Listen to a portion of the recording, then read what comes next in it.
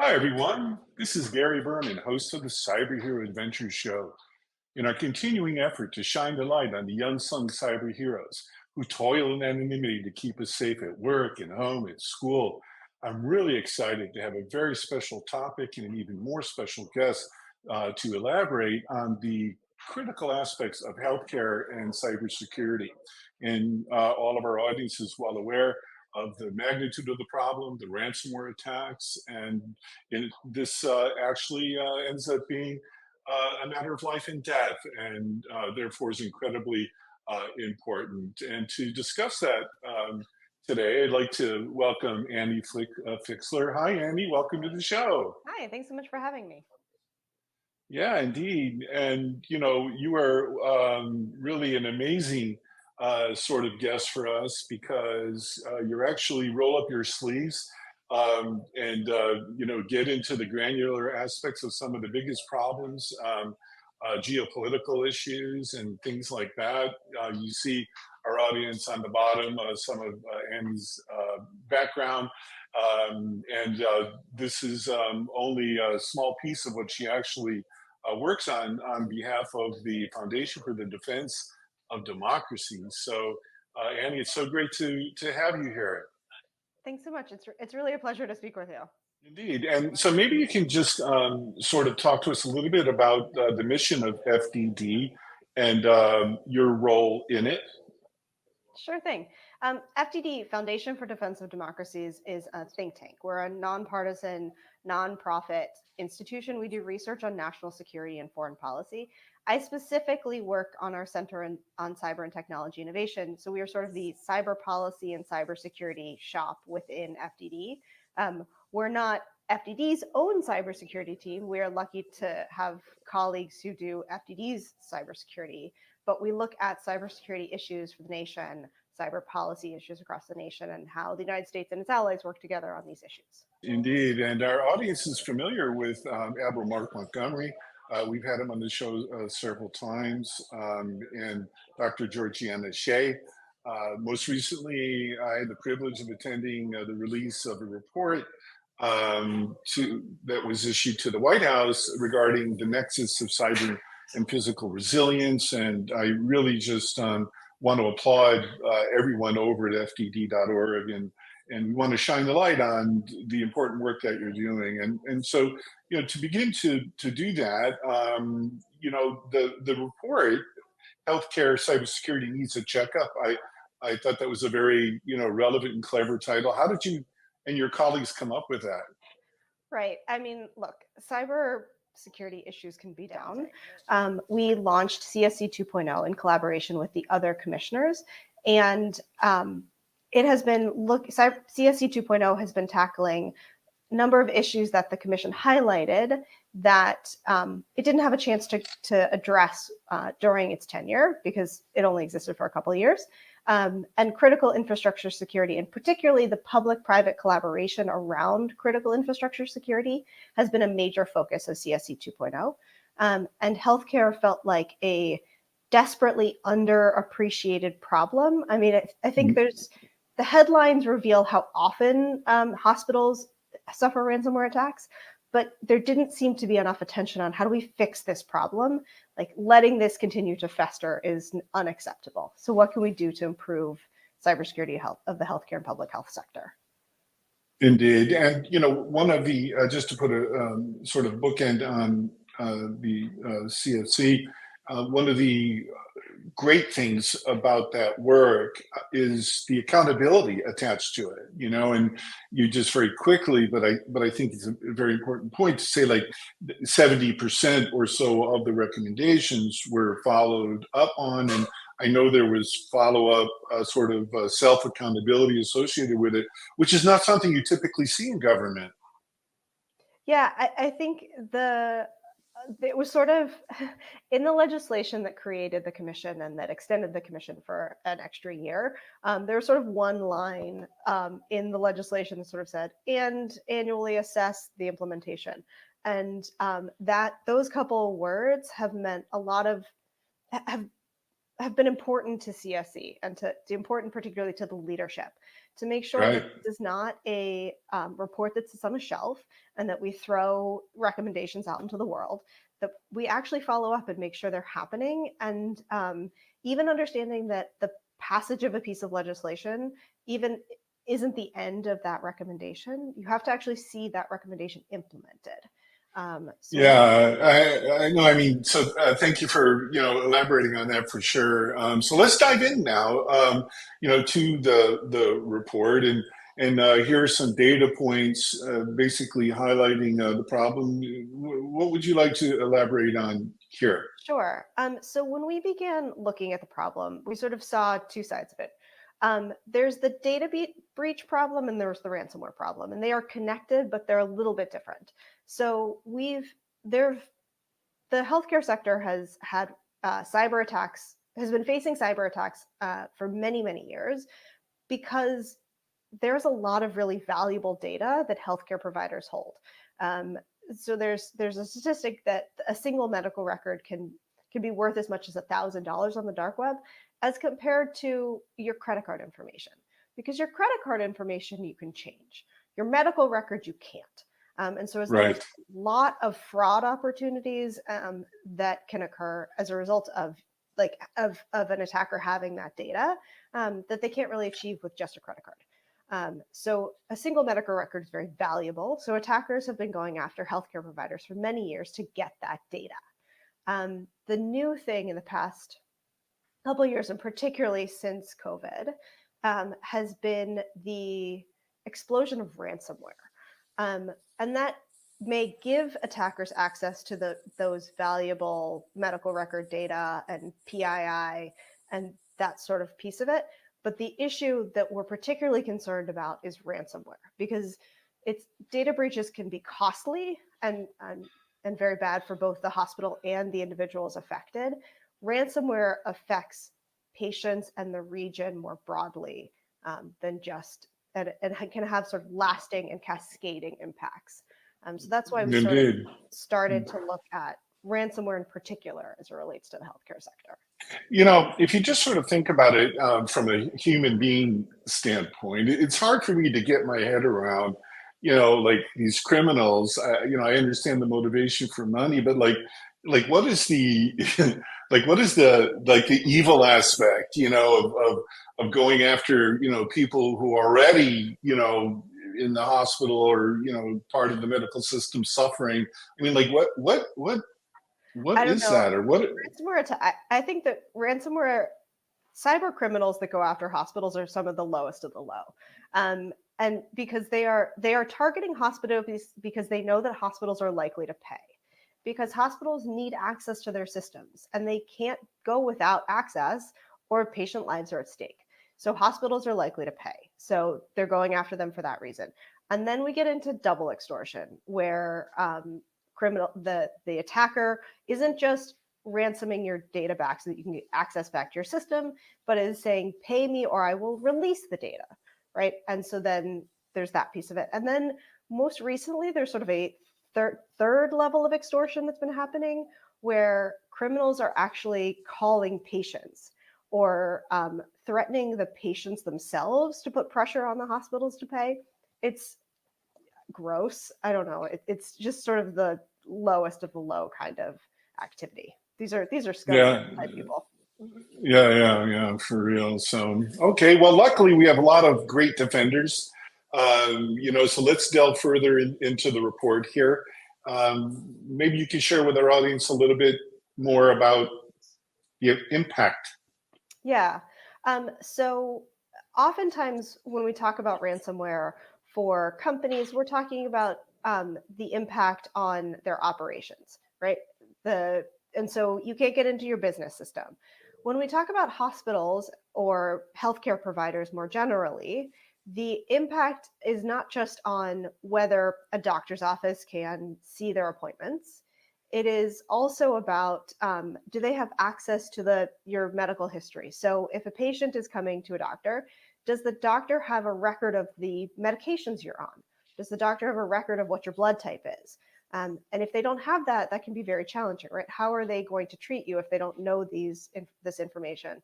It can also prevent the use of actual equipment in the hospitals. So your MRI machines, your EKGs, all of those machines, either the machine itself may or may not be affected, but if the doctor can't read the results, then they can't use that machine. And so it starts impacting the ability for those healthcare providers to actually provide care.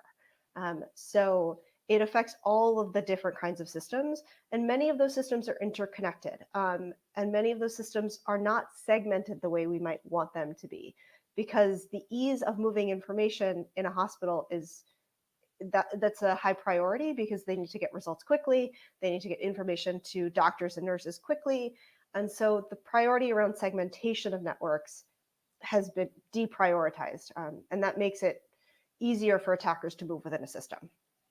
Yeah, and plus, so what happens when there's attack like this and you have no access to electronic medical records? They go back to, paper and pen.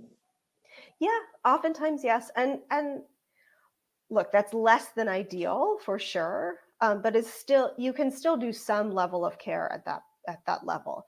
The question is, can you actually get the information the doctor needs? There was a particularly horrible incident a number of years ago, where a hospital was suffering a ransomware attack, and so a doctor in the delivery room with a pregnant patient couldn't see the results of the machines that were monitoring, baby heart rate and stuff like that. And so the doctor was unaware that the baby was under distress. And so they didn't act quickly enough to do a C-section. And as a result, the baby died. And there's an ongoing lawsuit, I believe, about it, whether the hospital is liable for that, whether that, they can actually tie that direct impact to the inability to access those systems, and whether the hospital should have not accepted that patient. There's a whole complicated legal issue around that, but that's the kind of problem that can occur. If a doctor doesn't have access to the information they usually have, are they making the right choices? Do they have the information they need to make choices when it comes to medical care? Yeah, I mean, the complexity of this, to me, is really kind of overwhelming. When you experience the human impact, and so I want to bring into the show right now, Bob Turner. Bob is a co-founder of the Cyber Hero VCSO network, which is a project that we've embarked on to provide a high level of protection for mid to small size institutions, including healthcare, because, from our assessment, well, what you've said so far, in some respects, they're kind of like sitting ducks. I mean, Bob, nice to see you. What do you think about what you're learning so far here? No, I think it's fantastic, and especially that we've got such a smart person in the world of medical cybersecurity here. One of the things that I am curious about, and maybe I'll just ask the question, and hopefully not be too interruptive here, but I worry about all the medical technologies that are out there that are not necessarily information systems. Mm-hmm. So, what do you think is the outlook for some of the AI generated attacks on things like networks that control biometric and monitoring for heart patients or other medical delivery devices, insulin pumps, etc. What do you think are the challenges there? And it's not just an information issue. We're talking about real time healthcare issues. Right. We're talking about whether the system is operating effectively, and whether the system is accurately recording data and accurately transmitting that data back to wherever it is supposed to be transmitting it. If it's monitoring it on a regular basis, is it then delivering the data accurately back to a central location or wherever the system is? If it's ongoing monitoring, that's absolutely a concern. I would say there's a slight bright spot in the healthcare and public health sector when it comes to medical devices. The FDA has been, I think, leading the charge on trying to secure, to focus on cybersecurity of those medical devices. particularly as it relates to new medical devices, because I think that's where they have the most ability to affect change, is when new devices are coming on market. So there's a push on at the FDA to use software bill of materials, which, for your listeners who are unaware, is I like to equate it to an ingredient list. So it is the pieces of software, all of the pieces of the software that go into an actual functioning piece of software. And so understanding where those components come from, are there vulnerabilities in those components? Is the software using an out-of-date version? When was the last time something was updated? That can be an indicator of a risk that there is a problem in the software, even if there isn't a known CVE associated with the software. So the FDA is pushing ahead on those pieces. That's not a whole, that doesn't solve all of the problems, but I think there is luckily some focus at the FDA on that issue. Yeah, and so let's Bob, forgive the interruption. I just want to delve into this very, very important hack. So why don't you tell us about that, and Sure. we can discuss this. Yeah. So earlier this year, this incident started in February. Change Healthcare is a processing component of the healthcare system. It processes insurance information. It processes pharmacy information. It is a very large but part of the healthcare system. But I think until February, underappreciated as to the role it played. Change Healthcare, prior to the attack, it was interacting on a regular basis with 130 million patients and patient records. Wow. 67,000 pharmacies were regularly using the Change Healthcare system to move information around. They said that annually we were talking about 15 billion healthcare transactions that Change Healthcare was processing. A very large component of the healthcare system.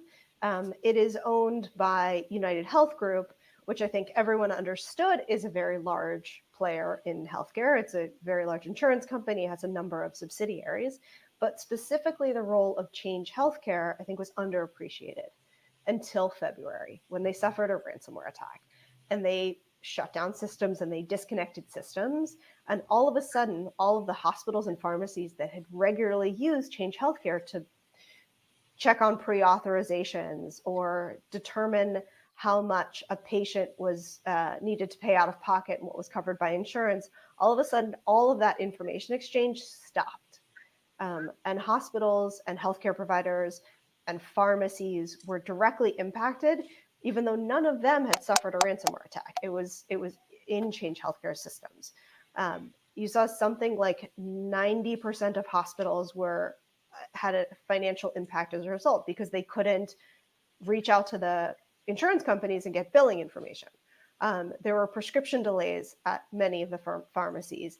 People either had to pay out of pocket thousands of dollars for their prescriptions and then hope they would get reimbursed later, or they had to not pick up a prescription for weeks or longer.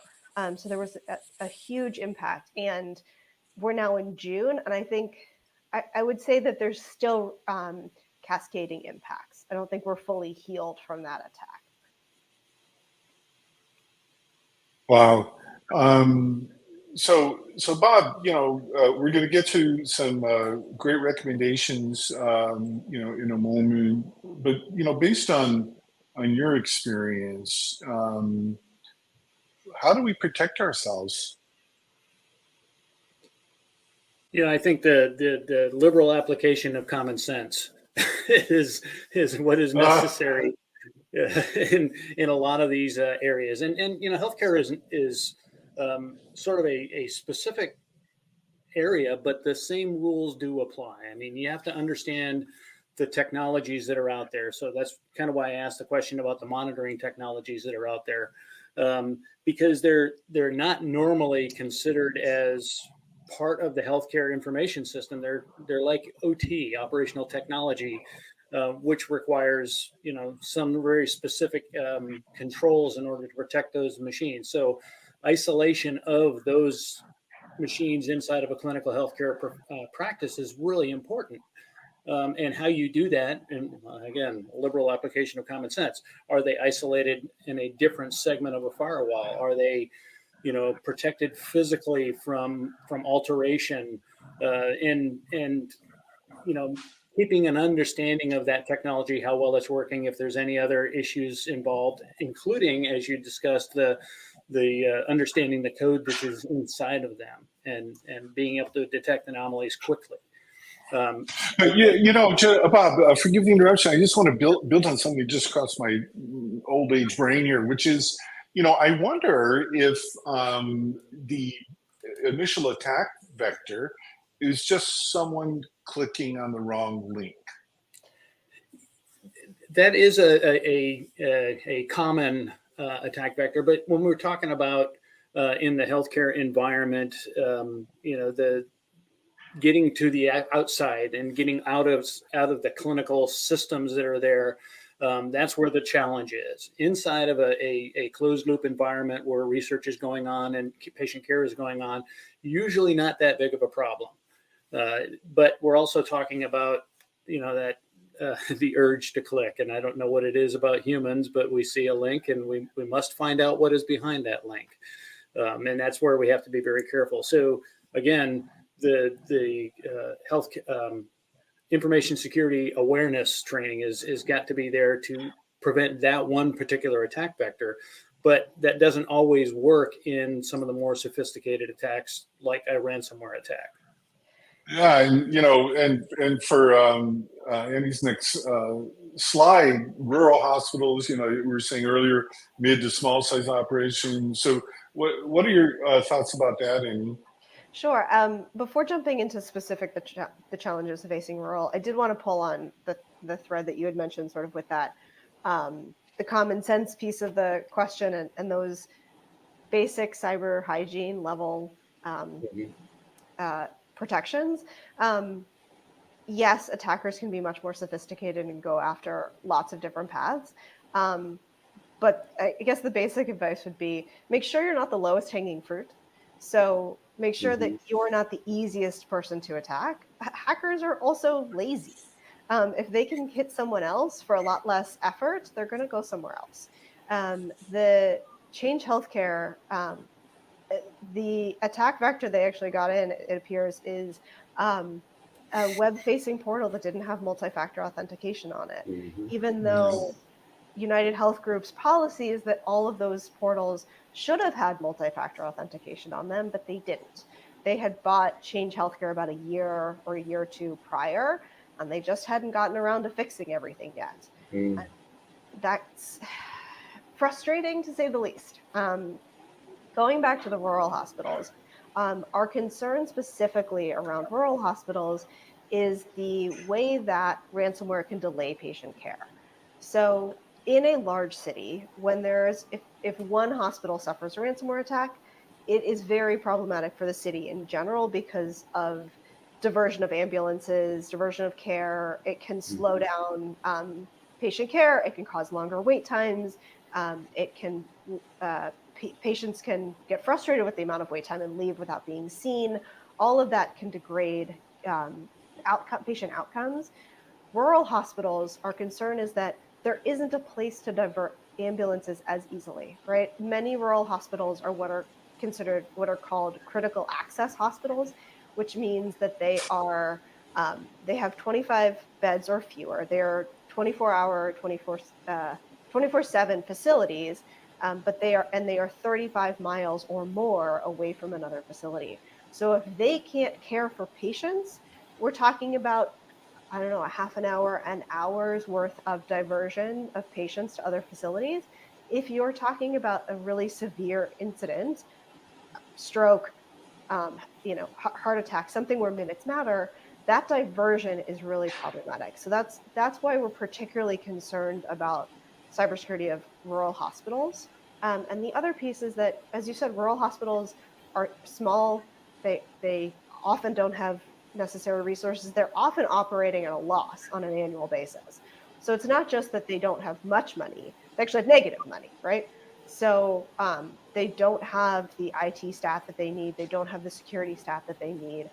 We've heard incidents where, you know, a single nurse is also considered, you know, the head of IT. You can't expect a nurse who is trained in nursing, who is supposed to be taking care of her patients, to also be thinking about the cybersecurity of the system. So there's a real gap when it comes to their capabilities to protect themselves. And I think it also Wow. sets expectations at a different level when you don't necessarily have on-site staff to take care of those issues in a rural setting. Yeah. I mean, and getting into the recommendations, I mean, we have been, we're really interested in the work that you've been doing. I think there's a lot of potential in virtual and fractional CISOs when it comes to those facilities because of exactly what you said. They don't have the on-site staff. They also don't have the resources to hire a lot of people. So maybe there is some really interesting ways they can be using virtual and fractional CISOs to augment and to build up their capabilities without that huge investment that a large full-time staff would require. So that's, as we turn to the recommendations, we're really interested. We really think Congress and Department of Health and Human Services should be looking at this, maybe establish a pilot program to understand how to best equip those rural hospitals with CISO level expertise, but at a fraction of the cost that a CISO would usually require. Mm-hmm. Yeah, I mean that I have to tell you that is like the number one sector that we were interested in, just as citizens, as human beings. Some years ago, I did a comic on how to keep hospitals safe. It was called "Defending Your Health." We've never approached any government agencies about collaborating, but it would be great if you all would provide some sort of introduction or some pathway, because there's nothing more important than taking care of human life, and so thank you for bringing that up. What else would you like to? I love the fact that you have these specific recommendations and that you have a history of holding yourself accountable to implementing them. So take us through these, and we're going to go a little bit over our normal time because of the importance of this topic. Well, thanks for indulging me with extra time. So our focus in the report comes around public-private collaboration. So is the government doing what it needs to do to help the sector protect itself is a lot of where we're thinking. So a lot of our focus is on HHS, Department of Health and Human Services, as a sector risk management agency. So all critical infrastructure sectors have a partner in the federal government who is their sector risk management agency. They are supposed to help facilitate coordination between the sector and other components of the government. They're supposed to help the sector understand the risks, understand the threats, mitigate those threats. Some sector risk management agencies are really well resourced and have a long history of programs and outreach and collaboration. Some sector risk management agencies, including DHS, do not have that long history and in fact have sort of a poor history of this. Up until about 2 years ago, the amount of money that HHS put against its sector risk management responsibilities was less than $1 million. That is Wow. a single human, maybe, who's covering the entire sector. In the past 2 years, HHS has been asking for significantly more money. In this year's budget request, they're asking for $12 million to put against their sector risk management responsibilities and to have five humans instead of one. That's a big improvement. I don't think that's enough when we're talking about the size of the sector and the scale of the problem, but at least we're starting to move in the right direction there. So a lot of our recommendations for the executive branch and for Congress is to better resource and better equip HHS to be that partner that the sector needs. And part of that is also that HHS needs to get some money in the hands of hospitals that don't have the money to invest. Right. HHS has announced they will be starting a grant program. They've announced it's $1.3 billion. That's great, but they've announced it and it's not going to happen for at least 3 years. They're not asking Wow. for the money this year. They're announcing that they will eventually ask for the money from Congress. That's not enough. Let's start getting that money out now. Let's start thinking about how we can better equip those hospitals now. So we want to push that forward, accelerate that process. So that's sort of some of those recommendations around both for the executive branch and for Congress. And is there an opportunity for states to try to fill the gap in that initiative? Yeah, absolutely. We often focus at the federal level just because the CSC 2.0, that's sort of where our focus has been, but that there is a lot of room for state level action, particularly because states know their needs. States know where their communities are, they know where their rural hospitals are. They can create smaller programs. They don't have the the billion-dollar grant programs that the federal government has, but there's a lot of opportunities for them to create smaller programs or to partner. As you said, your organization, lots of organizations offer free or reduced services that states could help match with hospitals, right? We can't expect a rural hospital to know all of the resources that are available to them. There needs to be a lot of that matching and that matchmaking to equip the hospital with the resources they need without forcing them to go find it on their own.